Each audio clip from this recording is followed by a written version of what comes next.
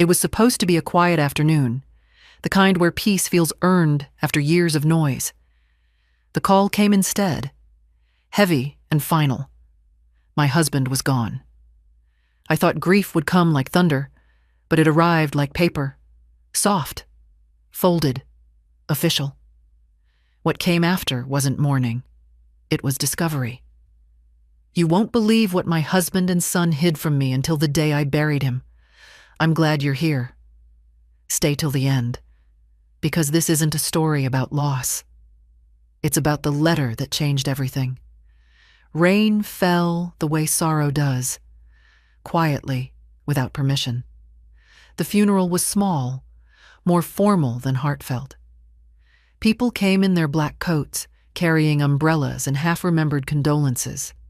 I sat beneath the tent, a folded tissue in one hand and a white rose in the other. The preacher's words blurred into the rhythm of the rain hitting the earth. My husband had been gone only a few days, yet the space beside me already felt colder than the weather. I'd imagined this moment differently, softer, maybe peaceful. Instead, it felt like being erased. He had been a man of presence, loud, commanding, full of plans. Even in the final months when illness dulled his voice, his pride stayed sharp. I'd spent those days running between hospital visits, the pharmacy, and the silence of our home. I thought about how love sometimes becomes routine. Medicine bottles, folded blankets, quiet meals eaten alone. And now, even that routine was gone. My daughter stood across the grave, stiff, unreadable. She had arranged everything, the service, the flowers, even the headstone design. It was all neat, expensive, and empty. I wondered when she had grown so capable, so efficient at grief. When my husband died, she had cried only once, and not for him. It was for the life insurance delay. I noticed then that even sadness had a price tag. After the ceremony ended, people lined up to give their goodbyes. I nodded mechanically, each word passing through me like smoke. Then, as the crowd thinned, a stranger approached. He was tall, wearing a black coat that looked too formal for his age. His face was pale, eyes heavy with something that wasn't just grief. Without a word, he slipped a folded piece of paper into my hand. His fingers brushed mine briefly, trembling, as if the gesture carried weight. "He said you should have this," the man whispered. His voice cracked slightly, like someone forcing strength through regret. I frowned, but before I could speak, he stepped back, bowed his head, and disappeared into the rain. I opened the note later when the house had grown silent again, after the casseroles and condolences had been cleared away. It wasn't a sympathy card. It was a short, handwritten message. The ink was smudged, the writing hurried. At the bottom, a familiar name caught my breath. My son's. I stared at it for minutes, the edges of the paper damp against my fingertips. It couldn't be. My son had been gone for 3 years. He'd left after an argument with his father about money, something ugly and cruel that split our family apart. My husband never forgave him. He said our son was selfish, reckless, ungrateful. I'd believed him because I was too tired to question. But now, standing in my kitchen, the letter burned like proof that the story wasn't over. The note read simply, "Mom, I tried to fix what Dad hid. I'm sorry I was too late." No return address, no date, just his name, signed at the bottom, the ink pressed hard enough to tear the paper slightly. I pressed the page to my chest and felt my heart stumble. I hadn't heard from him since he boarded a plane overseas. I thought he'd moved on, forgotten us. But now, this note was here, carried by a stranger who vanished before I could ask a single question. I turned it over, looking for clues. On the back was a number, a long one, scrawled hastily in blue ink. A bank account, perhaps, or something more. That night, I couldn't sleep. The rain kept falling outside, steady and endless, like a metronome for the thoughts racing in my head. My husband was gone. My son was missing. And in my hands was a letter that tied them both together in some unfinished secret. I sat at the edge of the bed and reread the line over and over. I tried to fix what Dad hid. It wasn't just a goodbye. It was a message, maybe a confession, maybe a warning. Either way, it meant something was still out there, something my husband never wanted me to find. I folded the letter carefully and slid it into my bedside drawer. I didn't cry that night. I didn't pray either. I just sat in the dark, staring at the space beside me where my husband used to sleep, and whispered to myself, "Tomorrow, I'll start looking." The next morning, the house was still. The sun rose over the wet garden, glinting off the window panes. I placed the note in my handbag, put on my coat, and left for the first time without a destination. I didn't know it yet, but that one folded piece of paper would lead me to a truth buried deeper than any grave. Before the silence between us became normal, our home was once filled with laughter. My husband used to come home late, but always greeted our son with a pat on the back, and our son would proudly show him the marks from school or the drawings he made. I can still remember their voices echoing through the small house, the way their laughter bounced off the walls, warm and unbroken. Those were the days when I believed family could survive anything. But years have a way of wearing people down. When my husband's business began to grow, so did his pride. He built everything from scratch: the company, the house, the life we thought we wanted. I worked behind the scenes, filing papers, balancing the books, cooking late dinners that went cold before he got home. I didn't complain. That's what wives did. They kept things steady when men dreamed too high. Our son grew up watching that pattern. He adored his father, admired his determination, and wanted nothing more than to be like him. I saw the same fire in his eyes, but also the same stubbornness. When he was older, he joined his father's business, thinking it would be a partnership. Instead, it became a battlefield. My husband was never good at sharing control. He wanted obedience, not ideas. My son wanted respect, not orders. The fight started quietly. A disagreement over clients, late nights, small arguments about how things were done. Then they grew sharper, louder, cutting through the walls of our house like broken glass. I tried to mediate, to soothe both of them.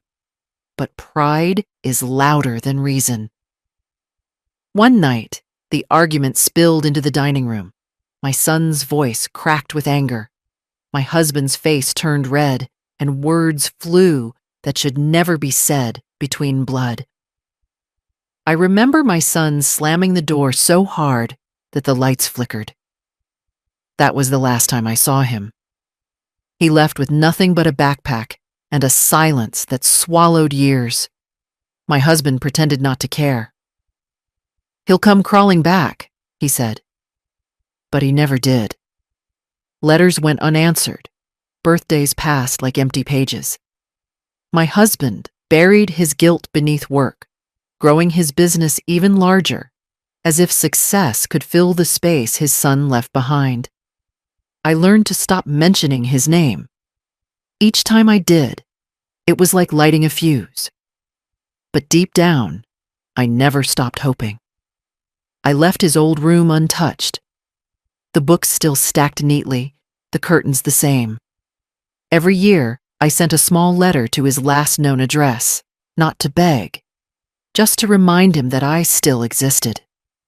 None came back. None were answered. I thought maybe he'd died somewhere far away, or maybe he'd built a new life and wanted no part of us. Then my husband fell ill. It wasn't sudden. It crept up slowly, like dusk swallowing daylight. His body weakened, but his pride didn't. In those final months, we barely spoke about the past. He never mentioned our son, not once, as if silence could rewrite history. But sometimes, when he thought I was asleep, I saw him sit by the window and stare out into the dark. The same window our son used to look through as a boy. There were nights I wanted to ask him what he would do differently if he could go back. But I never found the courage. Love, when mixed with pride, becomes a kind of stubborn endurance. Two people living side by side, bound not by affection, but by habit. And when he finally passed, all I felt was exhaustion. The funeral was supposed to be the end of that long, quiet ache. But when the stranger handed me that letter, it was as if the past had reached through the grave and whispered, "It isn't over." I realized my husband had kept secrets, and my son, the boy we thought was lost, had known them. He had tried to fix them. I sat at my husband's desk that night, the house heavy with shadows. His old drawers were filled with paperwork, receipts, legal files, the kind of clutter only men who crave control accumulate. I opened each one, searching for something that connected to that note. For hours, I found nothing but dust and faded ink. But I couldn't shake the feeling that somewhere in those files lay the truth about what tore my family apart. Maybe it wasn't just pride. Maybe it was betrayal. Maybe my son had discovered something his father didn't want anyone to know. That thought grew louder than the ticking of the clock. The rain outside eased, but inside, the storm was only beginning. The letter sat on my lap like a living thing. I kept unfolding and refolding it, as if the words would somehow change with each crease. "Mum, I tried to fix what Dad hid. I'm sorry I was too late." That single line played over in my mind until it no longer felt like ink on paper. It felt like a confession. I could almost hear his voice, older now, heavier with regret. I traced the blue handwriting with my fingertip, noticing how his pen had pressed too hard, leaving grooves in the page. That was his way. Impatient, emotional, never gentle.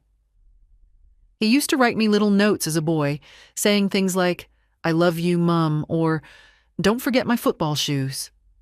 The handwriting was the same, only shakier now. I turned the paper over again. There it was, a number written at the bottom in a rush, almost an afterthought. It wasn't a phone number. Too long. It looked like an account reference, or maybe a bank code. My husband used to scribble numbers like that on envelopes, receipts, anything he could find. My stomach tightened. For a moment, I almost wished I hadn't looked. Some doors, once opened, never close again. I took the letter into my husband's study, a room I'd avoided since the funeral. The smell of old wood and paper still lingered, mixed with faint traces of his cologne. His desk stood untouched, the same way he'd left it. I sat down and stared at the surface. Every drawer was locked, as it had been for years. He said they were business documents, nothing for me to worry about. I had believed him, the same way wives do when trust feels easier than curiosity. That night, I sat there for hours, letter in one hand, keys in the other. I finally found the small brass key at the back of his drawer, the one he always kept on his chain. It slid perfectly into the lock. The drawer opened with a quiet sigh, like it had been waiting to breathe. Inside were papers, neatly stacked and yellowing at the edges, contracts, statements, property deeds. I sifted through them slowly, my hands trembling. My husband's handwriting filled the margins, tidy, firm, always in black ink. Then something caught my eye. A single envelope marked Private M. My initial. My pulse quickened. I opened it carefully. Inside was a photocopy of a document, a bank statement. The same number written on my son's note appeared on the top right corner. My heart stopped. I read the header. Account holder, Margaret Ellis. It was my name. But I had never opened that account. The balance at the bottom of the page made my knees weak. More money than I'd ever seen in my life. 6 figures, maybe more. The transactions showed deposits from my husband's company over the last 20 years, steady and deliberate. There were no withdrawals, no correspondence, nothing to suggest I'd ever been meant to find it. I pressed the paper against my chest, breathing shallowly. My husband had hidden money, not from the world, but from me and my son. He must have known. Maybe he found out years ago, confronted his father, and that was why he left. The fight that tore them apart might not have been about pride. It might have been about truth. The idea sat heavy on my heart. I thought back to the last time I saw my son. His face red with anger, his voice breaking when he said his father wasn't who I thought he was. I'd called him ungrateful then. I'd told him to apologize. That night replayed now like a punishment. I picked up my husband's old fountain pen from the desk, turning it over in my fingers. It still had ink inside. He'd used this pen to sign everything that defined our lives, our house, our wills, our promises. And now that same pen had left behind the proof of what he'd hidden. The rain had stopped outside, but my thoughts were louder than thunder. I could feel my heart beating in my throat. I sat in the dark until morning. The papers spread before me like pieces of a puzzle I'd ignored for years. My husband had built his empire with my help, but he had written me out of the story. And yet, my son, the boy he called reckless, had tried to write me back in. I closed my eyes, whispering his name into the still air. For the first time in years, I didn't feel angry at him. I felt proud. Whatever had happened, whatever secrets my husband had buried, my son had tried to uncover them. He had tried to give me back what I didn't even know I'd lost. When the first light of morning touched the curtains, I made a decision. I would find out exactly what that number meant. I didn't know where it would lead, to more pain, or maybe to redemption. But I owed it to both of them to find out. I gathered the papers into a folder, placed the letter on top, and whispered quietly to the empty room. It's my turn now. The morning after that long night, I woke with the same letter still clutched in my hand. My body ached, my head throbbed, but something inside me felt sharper than it had in years. I sat at the table, the papers spread out before me like evidence from a forgotten case. The number at the bottom of my son's note glared back, daring me to understand it. I didn't eat breakfast. I didn't even make tea. I simply reached for the phone and dialed the first number that came to mind. The bank my husband had used for decades. The voice on the other end was polite, rehearsed, distant. When I mentioned my husband's name, the tone softened slightly. "I'm sorry for your loss," the manager said. I thanked him and asked if my husband had left any accounts unclosed or business still in my name. A pause followed. Too long, too careful. Then came the words that made my spine straighten. "There is an account under your name, Mrs. Ellis," he said. "Dormant, but active. Opened many years ago." I froze. "Under my name?" I repeated to be sure. "Yes, Margaret Ellis, established 24 years ago. No withdrawals, only deposits. May I ask if you wish to reactivate it?" My voice faltered. I asked for more details, but he hesitated. "You'll need to visit in person with identification," he added. His tone changed again, respectful now, almost cautious. I thanked him and hung up. For several minutes I just sat there, staring at the phone like it had spoken a secret I wasn't ready to hear. I went to the bank that afternoon. The drive felt endless. Every red light, every turn, every memory pressed against me like a weight. I kept seeing my husband's face, his confident smile, his constant talk of trust. I had trusted him with everything, my youth, my effort, my loyalty. And yet, beneath all that trust, he'd hidden something with my own name on it. The bank was cold, the air heavy with that sterile smell of paper and perfume. The manager greeted me personally, led me to his office, and closed the door. He opened the records on his computer, then printed a single sheet of paper. "This is the account, Mrs. Ellis," he said quietly, sliding it toward me. There it was again, my name, bold and unmistakable. The balance made my heart skip. It wasn't small. It wasn't accidental. Hundreds of thousands sat untouched, like a secret waiting to be claimed. "This account was created jointly by your husband's business branch," the manager explained. "Legally, it belongs to you. The deposits were made periodically, mostly from his company's main income." "Why didn't anyone tell me?" I asked softly. He hesitated. "It's not uncommon for spouses to create safety accounts under each other's names. But this one, it's unusual.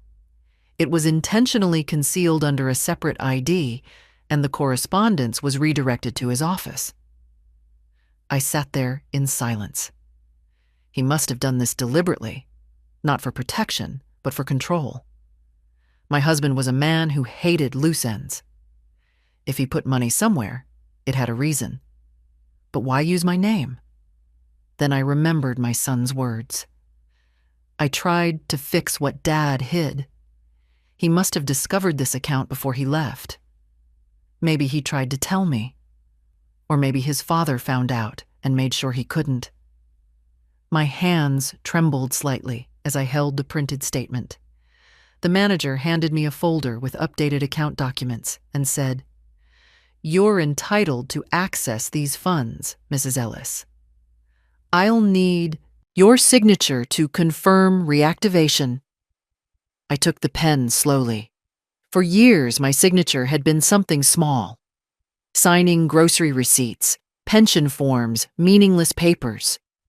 But when I wrote it this time, the ink felt heavier. It was as though I was signing my name back into existence. When I left the bank, the world looked different. Even the air outside felt changed. I walked through the busy streets, the folder clutched to my chest, and for the first time in a long while, I didn't feel powerless. I felt aware. I went home, made a cup of tea, and spread the documents on the kitchen table. My son's note lay on top, its edges soft from how often I'd held it. The account number matched perfectly. He had known. He had left the clue for me to find. I whispered his name under my breath. The anger I had carried toward him all those years began to melt, replaced by something far heavier. Guilt. I had believed his father's version of the story. I had chosen silence over trust. And yet, even after being pushed away, my son had still tried to protect me. That night, I opened my husband's old safe again. This time I searched deeper, past the files and receipts. At the very bottom, I found a small box. Inside it was a single photo of my son as a child, holding a model house they built together. On the back, my husband had written in his neat, slanted handwriting, "For the future. His and hers." I stared at those words for a long time, unable to tell if they were meant as love or irony. Either way, the truth was clear. The past wasn't buried in that grave. It was sitting right here, waiting to be claimed. That night, I couldn't sleep. Every time I closed my eyes, I saw the black and white numbers printed on that bank statement. Numbers that didn't match the life I'd lived. For years, I'd worn the same coat through winters, skipped holidays, and counted coins for groceries. And all the while, my husband had been moving money under my name. It wasn't just deception. It was something colder, the quiet kind of control that leaves you doubting your own reality. I sat by the window as the city lights flickered in the distance. The folder of documents lay open beside me. Each deposit was deliberate. Small at first, then larger, always regular. He'd started doing it just after our son left home. I realized, with a shiver, that he'd been preparing for something even then. Maybe guilt, maybe fear, maybe a future without me. The next morning, I took the folder to a different solicitor, not the one who'd handled my husband's affairs. I didn't trust anyone connected to him. The office was small, tucked between an old bookshop and a bakery, the kind of place that still smelled of ink and paper. The solicitor, a calm woman with sharp eyes, spread the papers across her desk and began reading. She took her time. When she finally looked up, her tone had changed. "Mrs. Ellis," she said carefully, "these documents are extraordinary." I sat quietly as she explained. The account wasn't just a safety deposit. Why, it was tied to multiple business properties under the same registration number. My name appeared alongside my husband's as co-founder of 3 companies, all established more than 2 decades ago. He had listed me as a silent partner to gain tax benefits. It meant that, legally, I owned half of everything those companies built. Every property, every share, every penny earned. I stared at her, my hands trembling slightly. "Are you certain?" I asked. She nodded, sliding one paper closer. "Look here. These signatures are original. Your name is on each founding document. It's not a mistake." The room tilted slightly. My husband had kept me in the dark my entire marriage, pretending I was the supporting wife while quietly using my name to secure his empire. And then, when he died, he'd left everything to our daughter in his will. As if I didn't exist. As if my name on those papers had been erased by the same pen that once signed them. But the law didn't work that way. My name still meant something. The solicitor leaned forward. "You've been the legal co-owner all along, Mrs. Ellis. The estate division is invalid unless you waive your rights, which you never did." I gripped the arm of the chair to steady myself. A wave of emotions crashed over me. Anger, sorrow, relief. My husband's deception ran deeper than I'd ever imagined. But beneath the betrayal, there was something else too. Gratitude. My son had found this truth years ago. He'd tried to bring it to light. The fight that drove him away hadn't been rebellion. It had been righteousness. The solicitor gathered the documents into a new folder and said, "We can move forward quietly. This doesn't need to become public, unless you wish it to." Quietly. That word echoed in my head. My husband had always operated quietly, hiding truth in silence. Now I would do the same. But this time, for justice. As I left the office, the wind outside carried a chill that bit through my coat. Still, I felt something warm stirring within me. Not revenge, not triumph, but clarity. All those years of being spoken over, dismissed, and treated as decoration were over. The paper proved what no one could take from me: my worth, my contribution, my identity. That evening, I went through the old photograph albums again. There was one picture I hadn't noticed before. My husband standing beside a new office building, smiling for the newspaper camera. Behind him, half hidden by the frame, I was there too, holding a folder. My name had been under his signature on every document, and yet I'd been cropped out of the story even in pictures. I ran my hand over the image and whispered, "Not anymore." That night, I sat at the same desk where he used to plan his empires and wrote a single line in my diary. He built his kingdom on my trust. I'll rebuild my life on his paper trail. When I closed the diary, I realized something that made my chest tighten. I didn't just have money now. I had power. Quiet, patient, unshakable power. The kind that doesn't scream for attention. It waits for the right moment to speak. And when it does, no one can talk over it. The next morning, I returned to my husband's old solicitor, the one who had read the will and smiled politely while handing everything to my daughter. The same office that once felt suffocating now looked smaller, weaker. The man behind the desk greeted me with that same professional calm, unaware of what I carried in my folder. I laid the papers down one by one. The business registrations, the account statements, my co-founder signatures. The air changed instantly. His composure cracked just slightly, like a mask slipping off under heat. "I'd like an explanation," I said simply. My voice didn't rise. It didn't need to. Years of silence had already sharpened it. He flipped through the papers page after page, his expression stiffening with every line. Finally, he set them down and rubbed his temple. "Mrs. Ellis," he said slowly, "I was instructed by your late husband to handle his estate as written. But if these documents are genuine, and they appear to be, then the distribution was incomplete." "Incomplete?" I repeated. "You mean fraudulent?" He didn't answer right away. Instead, he reached for another file, one marked Estate Transfer 2017. He opened it, eyes flicking back and forth, comparing signatures. I watched the color drain from his face.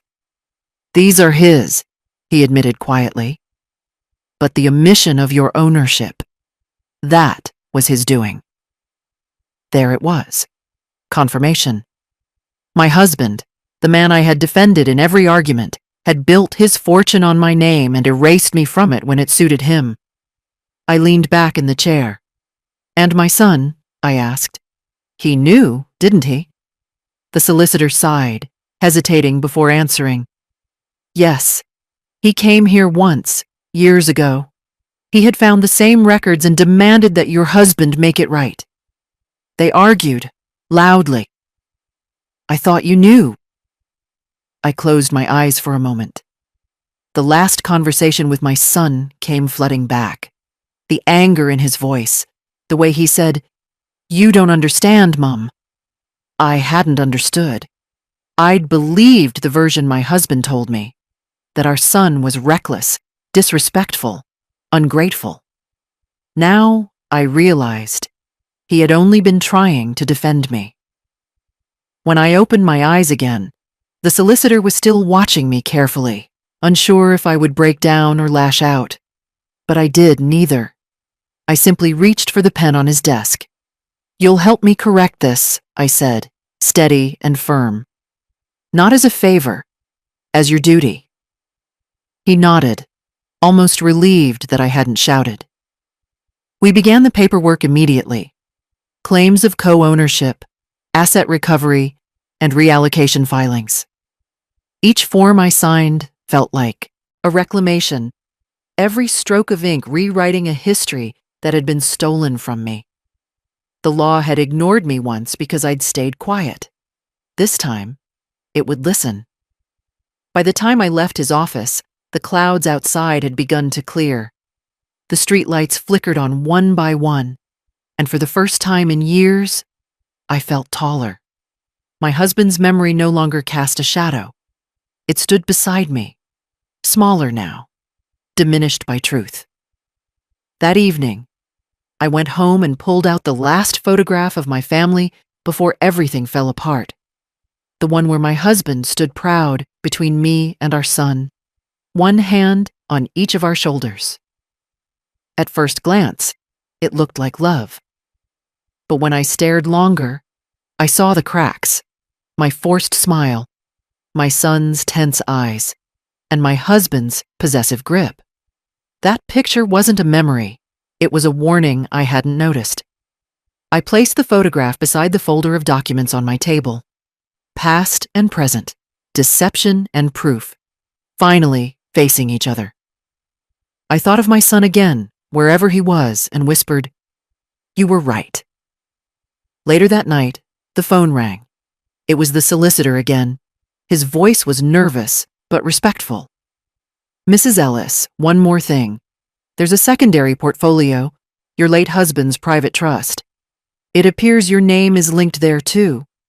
Would you like me to investigate further?" "Yes," I said simply. "Every piece, every secret." When I hung up, I walked to the mirror in the hallway. The same mirror where I used to fix my hair before my husband's business dinners, trying to look like the perfect wife. I stared at my reflection for a long moment, then smiled faintly. The woman looking back at me wasn't invisible anymore. She was the silent architect of a life built on someone else's credit.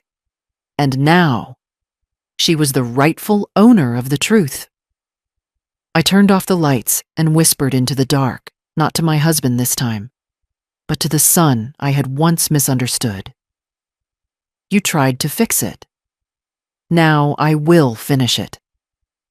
The days that followed moved slowly, but with purpose. Every morning, I walked to the solicitor's office carrying my folder as though it were armor. Inside those pages lay decades of hidden effort, the foundation I had unknowingly built beneath my husband's empire. This time, I wasn't walking into an office as a widow or a forgotten woman. I was walking in as someone with proof. We began the filings quietly. There was no courtroom drama, no shouting across polished desks, just paperwork, signatures, and dates. Each document confirmed what had been buried for years: my legal ownership of half the business assets, multiple properties, and that dormant account my husband had tucked away. For every form I signed, the solicitor attached a copy of the original registration bearing my name, as if reminding the world that I had existed all along. The process took weeks. I spent long hours reviewing papers I could barely read through my tears. I wasn't mourning him anymore. I was mourning the years I spent believing I had nothing. The solicitor often asked if I wanted to settle quietly, to avoid drawing attention. I smiled each time and said, "Justice doesn't need noise. It just needs to be done." Meanwhile, whispers began to travel through my daughter's circle. She had already taken over my husband's house, moved into his office, and started using the family name for charity events. Her pride had grown as large as her silence toward me. So when the legal summons arrived at her door, it must have felt like lightning on a clear sky. I didn't attend that first hearing. I let the documents speak. My solicitor represented me with precision, showing evidence that my husband had used my credentials as co-founder, had failed to declare my rightful stake, and had transferred property under fraudulent pretense. Each signature, each stamp, was undeniable. My name wasn't an addition, it was a foundation. The court moved faster than I expected. Perhaps it was the clarity of the evidence, or perhaps the quiet tone of my lawyer's argument. Calm, factual, unshakable. I received the ruling in an envelope 3 weeks later. I didn't rush to open it. I made tea first, sat by the same table where my husband once planned his accounts, and then unfolded the letter slowly. The judgment was written in cold, official language, but to me, every line sounded like music.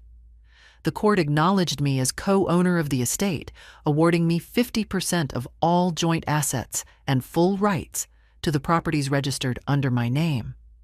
The businesses that once ignored my presence were now legally bound to recognize it. My husband's empire was finally forced to admit its queen. The next morning, my daughter called. Her voice shook between apology and accusation. She said it wasn't fair, that I'd taken what her father wanted her to have. I didn't argue. I simply told her that fairness was never about inheritance. It was about honesty. Then I ended the call. There was nothing left to explain. Over the following days, I visited each of the properties I'd unknowingly owned for years. The office building downtown, the small warehouse near the harbor, and the coastal villa I'd only heard about in passing. They were all mine now. Half of everything he'd built using my name, reclaimed by the same woman he'd tried to erase. Standing inside the villa, I opened the windows wide. The sea breeze filled the room, sweeping away the dust and silence that had settled there. I didn't feel triumph. I felt peace.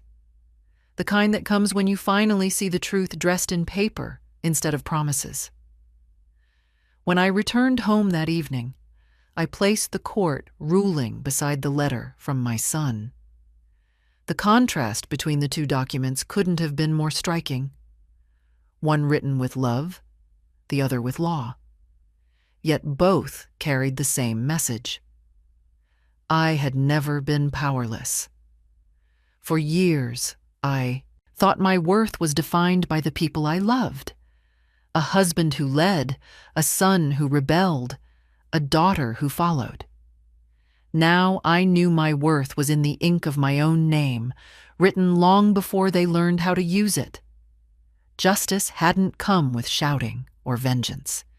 It came in quiet paragraphs, notarized and sealed.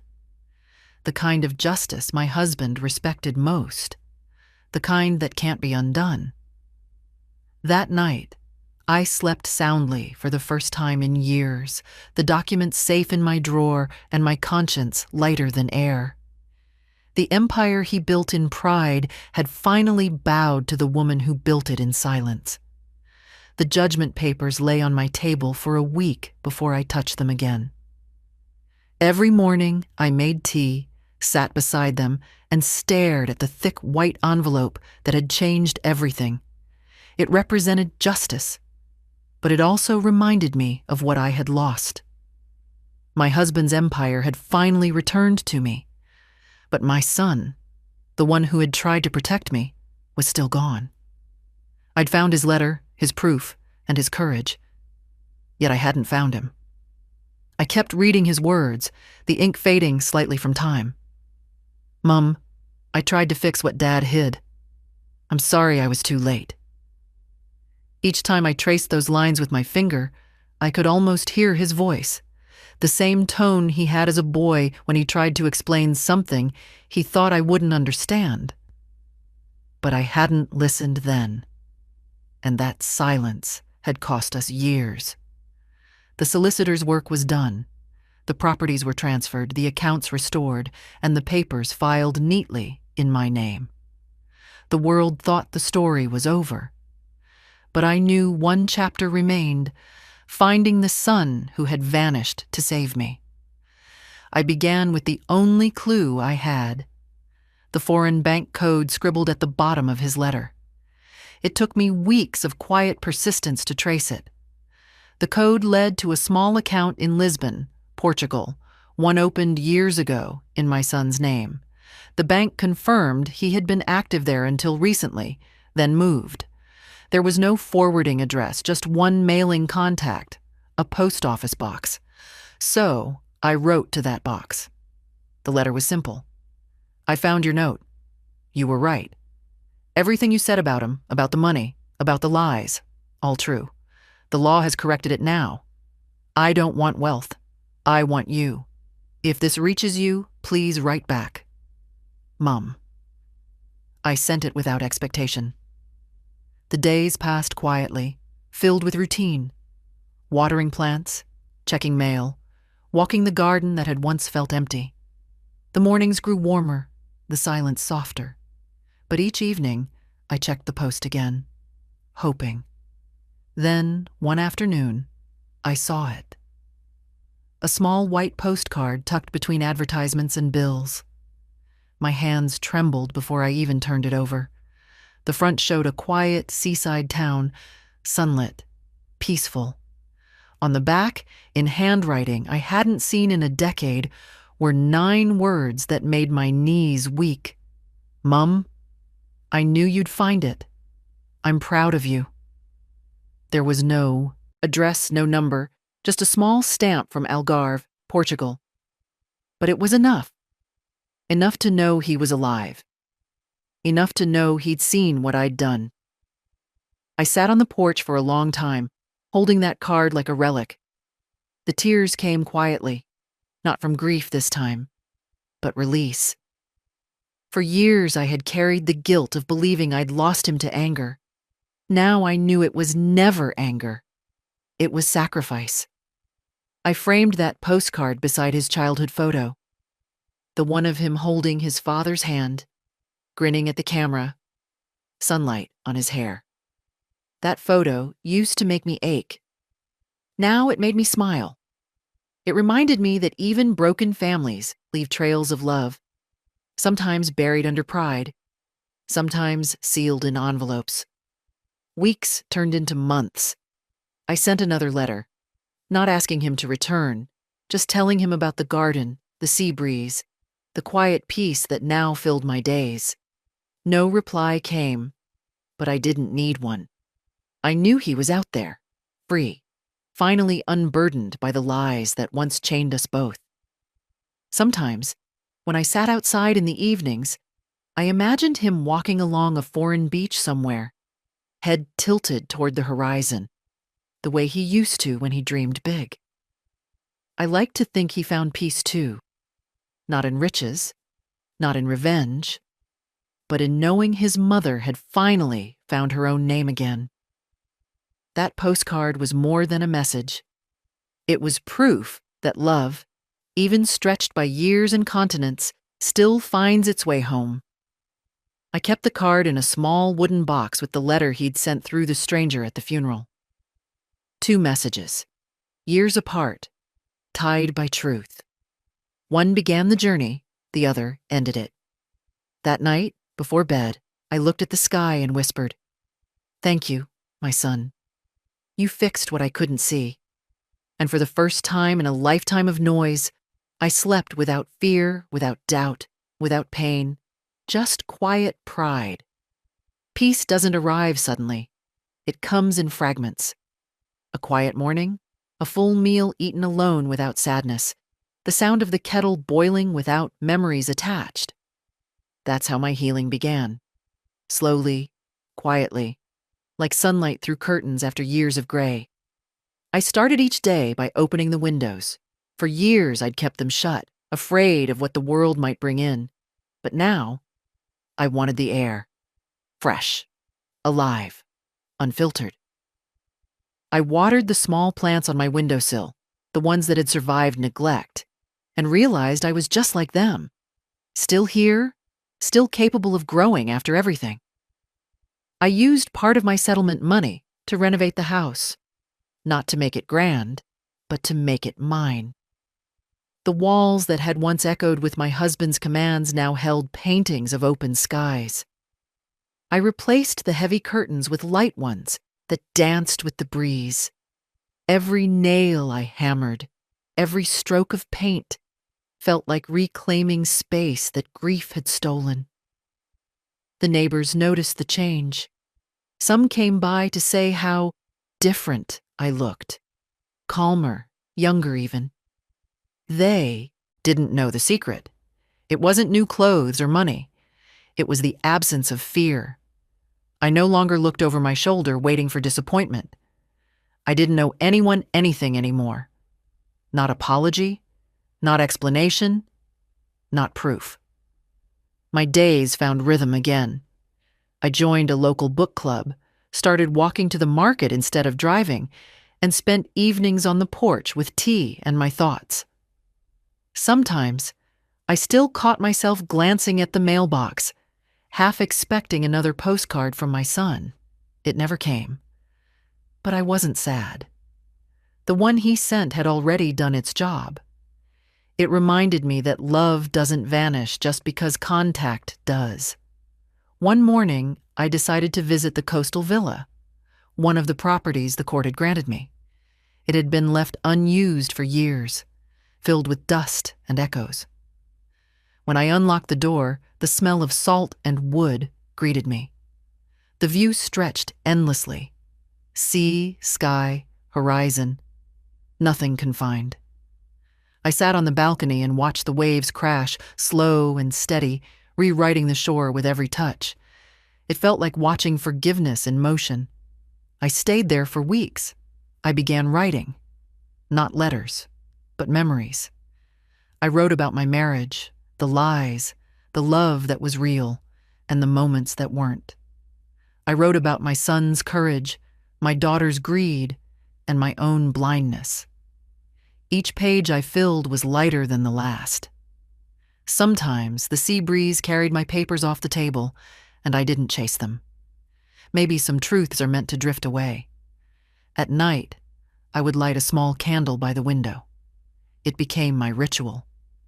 Not for mourning, but gratitude. For survival, for revelation, for second chances. The light flickered softly against the glass, and I imagined my son somewhere across another ocean, perhaps looking at a similar flame. We didn't need to speak.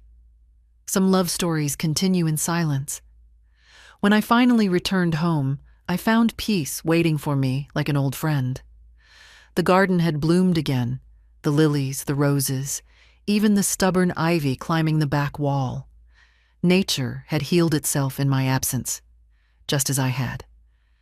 Letters from my daughter still arrived occasionally, long, tearful pages filled with guilt and regret. I read them all, but replied to none.